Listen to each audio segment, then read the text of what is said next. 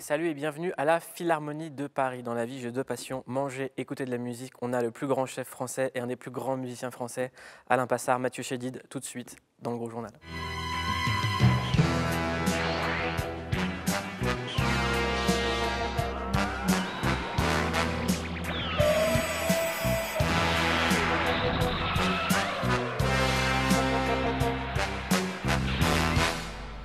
Salut et bienvenue dans le Gros Journal. Ici, on est à la Philharmonie de Paris. Il y a deux choses que j'aime faire dans la vie, c'est manger et écouter de la musique.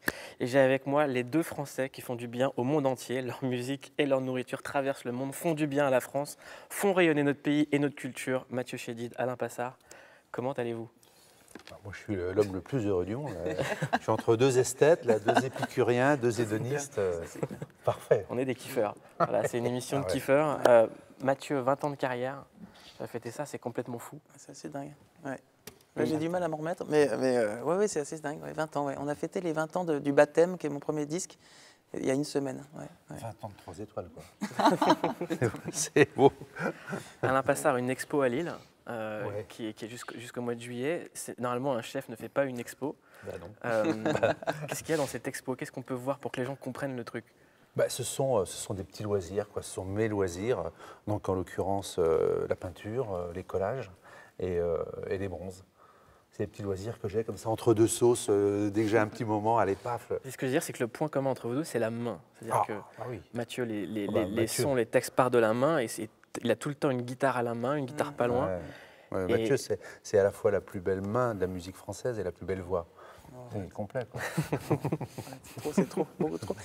Non, mais c'est vrai qu'effectivement, le geste, quoi, c'est assez incroyable, parce que je fais beaucoup d'analogies entre la musique et la cuisine, entre autres, parce que c'est une sorte de mixage, quoi. C'est cette espèce d'obsession de l'équilibre, de trouver l'équilibre des saveurs, le voyage aussi, les couleurs, le machin, il y a les textures, enfin, on retrouve vraiment plein de points Il communs. y a une notion qui vous est commune dans la musique comme dans la cuisine, c'est l'improvisation.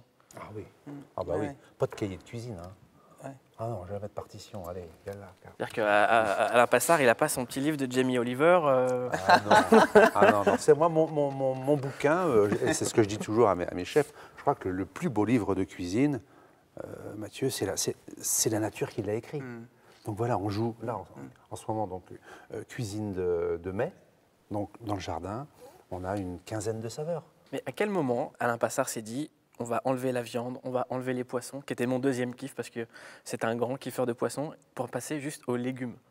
Donc ça, c'était à la fin des années 90. C'est-à-dire qu'il faut 99, comprendre 2000. que le mec qui est là, c'est la façon dont il cuisine les légumes, un légume c'est un légume, mais lui, un légume, dans le monde entier, les gens viennent à Paris pour les manger. Bah, je crois que de toute façon, aujourd'hui, je crois que c'est une cuisine qui procure beaucoup de plaisir, parce que c'est une cuisine en plus qui se renouvelle. Moi, c'est ce que je dis toujours. Moi, j'ai un restaurant, il est 84 rue de Varennes. J'ai une adresse, mais en fin de compte, j'ai 4 restaurants. Parce que tous les 3 mois, en fin de compte, ça change. Ce restaurant, c'est l'arpège. Et voilà. Il parle d'émotions de la cuisine, la musique procure des émotions. Et il y a, moi, une émotion que j'adore ressentir quand j'écoute de la musique, c'est la nostalgie, ce qu'on appelle saudade au Brésil, au Portugal. Est-ce que la nourriture procure cette nostalgie, peut la procurer? Est-ce qu'il y a ce truc d'aller chercher les saveurs de l'enfance tout le temps?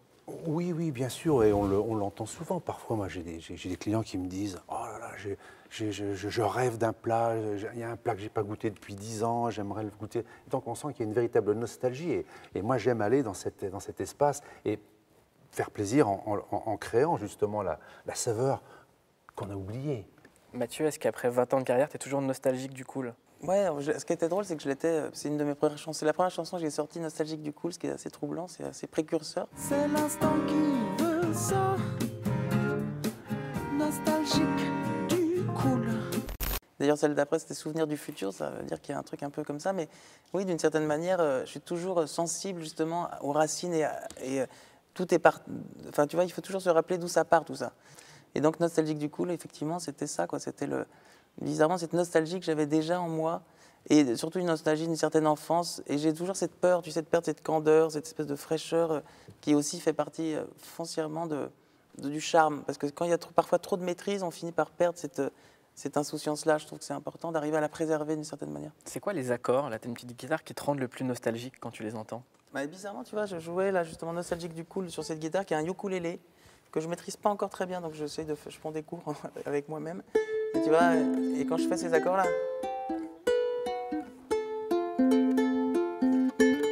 le sifflement aussi, ça va.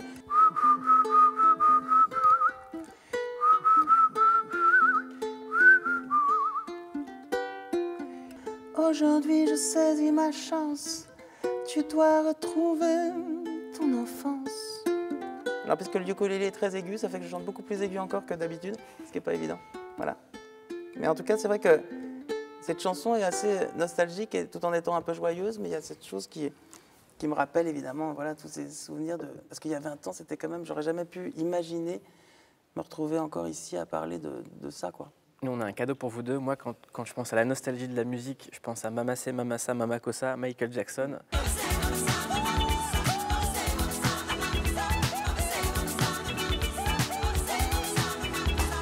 On va parler de la mémoire. L'Amo Mali, qui est pour moi un des albums les plus incroyables de l'année. Je tiens vraiment à te féliciter pour ça, parce que c'est un voyage dingue.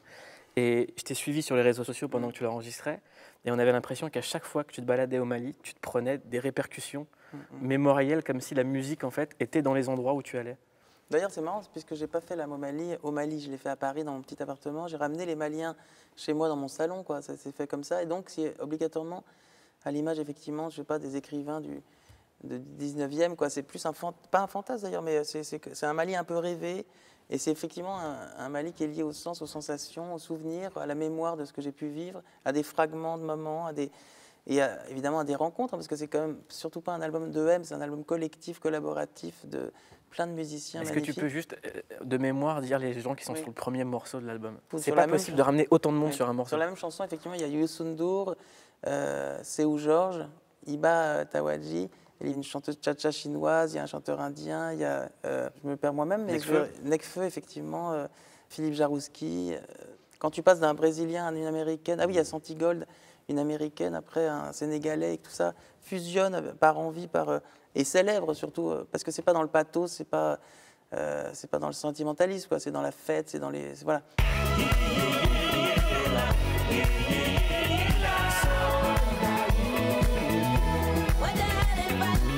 Parce C'est que vraiment l'album, important. il est né après les attentats à Paris. Oui. Moi, sincèrement, quand j'ai vu qu'il y avait un album qui se préparait après ça, je me suis dit, putain, ça va être chiant. On va souffrir et on va être dans le pathos, justement. Et toi, tu as décidé de répondre avec un album ultra joyeux. Bah, je dirais à l'image du 13 novembre et tout ça, c'est-à-dire que, évidemment que c'est effroyable et d'une tristesse infinie, mais en même temps, il ne faut jamais occulter dans ces ombres incroyables les petits filets de lumière, quoi. Il y avait aussi quand même cette espèce d'élan de rassemblement incroyable. On se rappellera toujours de ce moment où on s'est tous réunis après les attentats et à quel point on prenait conscience justement et de notre liberté d'expression, mais aussi du fait qu'on était interconnectés les uns aux autres et qu'il y avait une solidarité très naturelle. Et donc en fait, on va dire que je vais plus mettre la lumière sur cette chose-là. Comme le Mali, on en oublie parfois en parlant toujours des catastrophes et des choses et des attentats, etc. On en oublie de la beauté de la culture malienne, la grâce des sourires, évidemment les couleurs, la vertu des couleurs, l'élégance, la danse, la musicalité. Et tout ça, c'est quand même d'une beauté infinie. Il y a aussi une certaine idée de la France. Oui. Et de son rayonnement et de ce qu'elle devrait véhiculer pour continuer à rayonner. C'est-à-dire qu'on nous raconte une France qui se recroqueville sur elle-même. Est-ce que vous racontez tous les deux, toi dans ta musique et vous dans vos places, c'est de la couleur, de l'ouverture et de l'audace? Est-ce que ça, c'est pas ça finalement être français? Moi, je sais que en écoutant cet album-là, où il y a justement toute cette réunion, toute cette ronde de personnes, j'ai eu envie de faire la même chose culinairement, quoi. Et j'arrivais pas tu vois, plus je regardais, plus je voyais tous ces personnages. Et je me suis dit, mais culinairement, comment est-ce que je peux traduire ce que je suis en train de voir?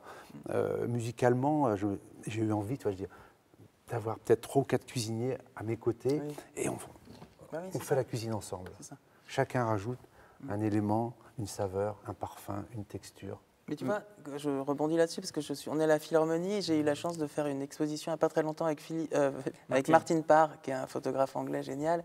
J'adore ses photos et son univers, et c'est vrai qu'on a décidé aussi de faire une sorte de métissage, c'est-à-dire je l'ai mis en musique les photos de Martin Parr, ce qui est aussi évident qu'improbable. Parce que bizarrement, quand tu arrives dans l'exposition et que tu entends de la musique sur des photos, ben ça accompagne assez bien, il n'y a rien d'incroyable. comme je suis sûr que si on passait un peu plus de temps ensemble, au bout d'un moment, on mélangerait la musique et la cuisine, ce qui paraît assez évident aussi. Ce Bien qui se sûr, fait très ouais. souvent. Ah ouais. Donc je pense qu'en fait, tout simplement, c'est qu'on souvent on s'enferme un peu dans des espèces de petites réalités en se disant bah, ça c'est impossible et puis ça on peut pas le faire, mais effectivement on voit qu'en fait tout est à peu près possible. Mais quand on se fait un album comme celui-là, est-ce qu'on a envie, après 20 ans de carrière, de se dire je refais un album de M? Est-ce que M est mort ou pas? En fait, non, parce que M, c'est quelque part, tu sais, ça reste, c'est quoi? C'est ma part poétique, c'est ma fantaisie, c'est un peu c'est aussi mon masque, c'est aussi ma protection, tu vois, c'est mon petit gris-gris à moi, et justement, il se réinvente. Je crois que ce qui serait un peu plus tristounet, c'est si tout d'un coup j'étais figé dans une image, quoi, tu sais, une image mentale qui reste la même. Et si je m'agrippais bêtement à cette image-là, ça serait un peu pathétique. Ce qui est intéressant, c'est de réinventer toujours ce M, qui a plein de visages différents. Parce qu'il y a un truc dingue, c'est que quand M est arrivé, c'était un enfant qui jouait au grand, avec un look d'enfant.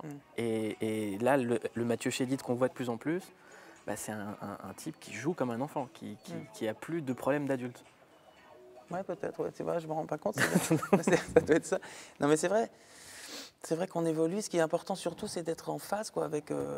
tu vois, parce que ce qui est important, c'est pas ce qu'on fait, c'est ce qu'on est. Donc à un moment, il faut arriver à être à l'écoute de soi-même. Mais à quel moment dans ta carrière, enfin moi je le sens qu'il y a un moment où tu dis, ok, la vie est ce qu'elle est et c'est la musique qui va me porter. Ouais. J'ai l'impression qu'il n'y a pas eu d'autre chose que la musique. Oui, c'est vrai que je me laisse vraiment porter par les rencontres aussi, parce que cet album-là dont on parle, La Momalie, il y a encore 1 an et demi, on faisait ça dans mon salon et c'était plus entre nous pour le plaisir de jouer et de partager de la musique. Mais j'aurais jamais imaginé faire un disque. Donc il n'y a pas de projection où rien n'est calculé. Comme quand je me suis retrouvé en famille il y a quelques temps avec mon père, mon frère et ma sœur. C'est vrai que voilà, je dirais que je me laisse porter effectivement par toutes ces envies en fait. Alain Passard, ça donne quoi un freestyle en cuisine? Est-ce qu'il y a un souvenir de freestyle mémorable? Est-ce qu'il y a un plat qui était pas prévu sur une impro qui reste une signature? Bah justement, pour revenir un petit peu à ce que vous disiez tout à l'heure, je crois qu'on ne peut pas effacer, on ne peut pas gommer tout ce que l'on a fait avant. Parce que c'est ce qui nous permet aujourd'hui de faire autre chose. Et c'est ce qui nous permet effectivement l'improvisation et puis parfois le truc qui ne va pas, quoi. Est-ce que ça vous arrive à l'arpège, dans votre restaurant, de croiser des mythos? Tu veux balancer un peu? Non, mais je sais pas. Non. Vraiment non. Les mythos qui ont... Je payerai l'addition plus tard, ou il m'est arrivé un truc de fou, non? Vous connaissez pas? Oh, il y a eu quelques grivelleries. Hein. Allez, c'était qui le plus grand mytho? Non, pas de nom. Dans la musique, il y a plein de mythos. Moi, c'est possible, ouais. Ouais. C'est moi qui ai enregistré les albums de Prince. Ouais. Bah oui, parce que c'est quand même, ça appartient à des mondes tellement, tu sais, entre rêve et réalité, tout ça. Je veux dire, des fois, on ne sait même plus qui a fait quoi. C'est quand même assez fragile, hein, tout ça. On va pas vous le cacher, cette émission est basée sous le signe de l'anniversaire. On a un gâteau, une bougie, un cadeau, un kiff. Pierre Hermé, ça vous parle? Ah oui. Manger, écouter de la musique, c'est ce qu'il y a de mieux dans la vie. Hein. Donc on termine cette émission comme ça. Mathieu Chédid, 20 ans de carrière, ça se fête. Le gâteau qui arrive, parce que nous, on n'a que de l'amour pour toi depuis le début. Merci. Voilà, du gros love. Alain Passard, on se retrouve à l'arpège. Oh, les framboises. Allez, ouais, là, c'est beau. À 3. Merci 1, Pierre. Hein. 2, Merci, 3. À demain.